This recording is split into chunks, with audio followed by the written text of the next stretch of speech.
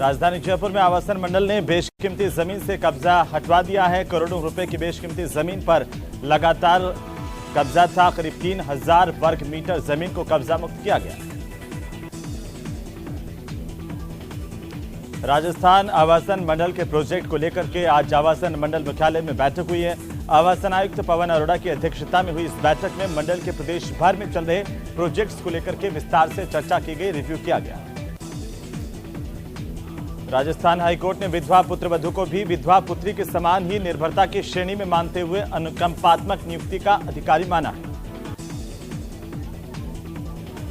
आगामी राज्य बजट में महिलाओं की पेंशन को बढ़ाकर 3000 रुपए प्रतिमाह करने और महिलाओं के लिए रोजगार की योजना लाने को लेकर के उदयपुर में अखिल भारतीय प्रगतिशील महिला एसोसिएशन की ओर से महिलाओं ने जिला कलेक्ट्रेट के बाहर प्रदर्शन किया।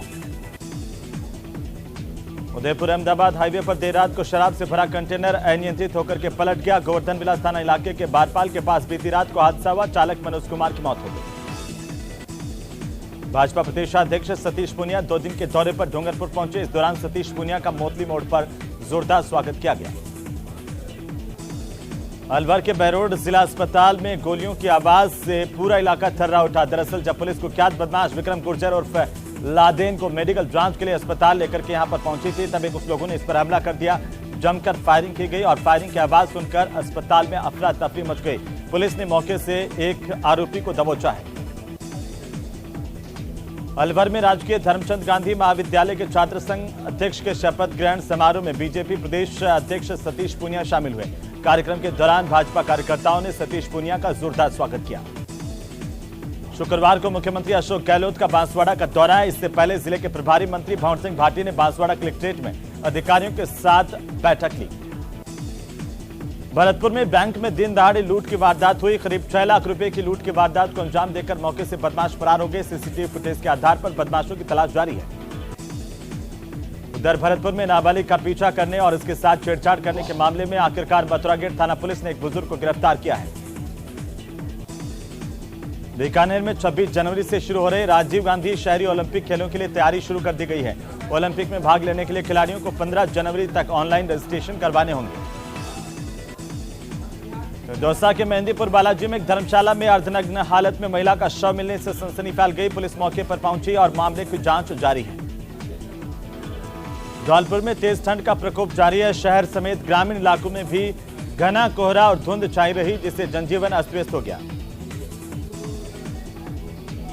तो जैसलमेर के रहने वाले एक युवक नरपत राम को 29 दिसंबर को जीएसटी की ओर से 1,39,79,000 रुपए का नोटिस मिला है, जो चर्चाओं में है और इसकी वजह से महज 4,000 रुपए प्रति महीना कमाने वाला यह युवक परेशान है।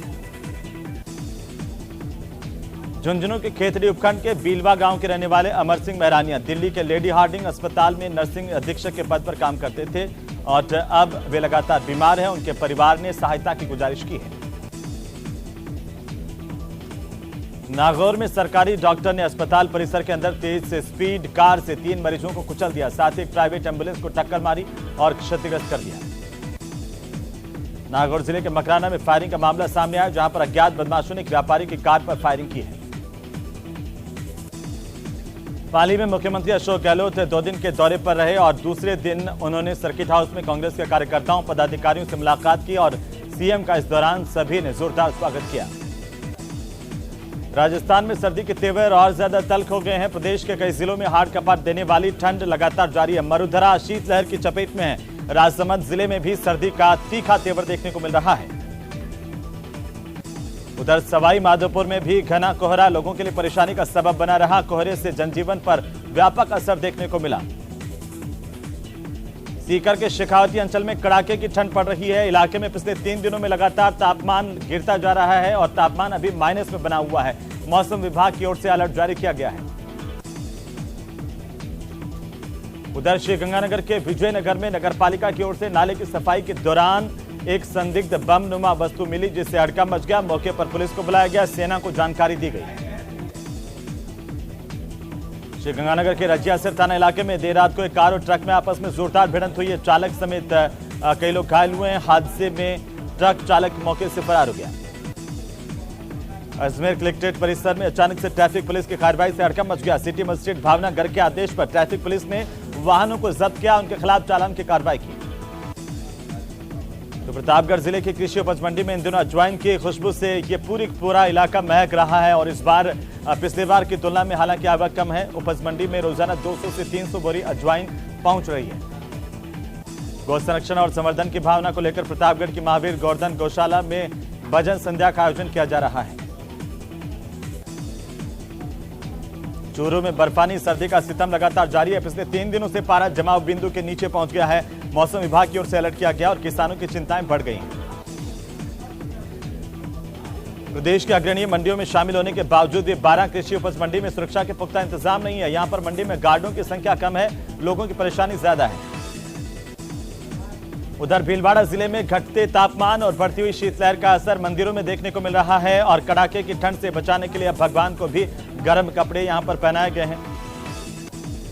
सिरोही के माउंट आबू में भी लगातार कड़ाके की सर्दी और तापमान लुढ़क रहा है, लेकिन ये आने वाले सैलानियों के लिए शानदार मौका लग रहा है। लगातार तीसरे दिन भी पारा -1 डिग्री दर्ज किया गया। सैलानी खुश हैं।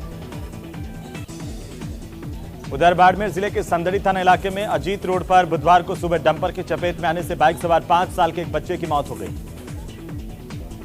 टोंक के मालपुरा उपखंड में टोरडी गांव के लोगों ने ग्राम पंचायत स्तरीय जनसुनवाई का विरोध किया है। जनसुनवाई के मामलों का निस्तारण नहीं होने के चलते ग्रामीण नाराज हैं।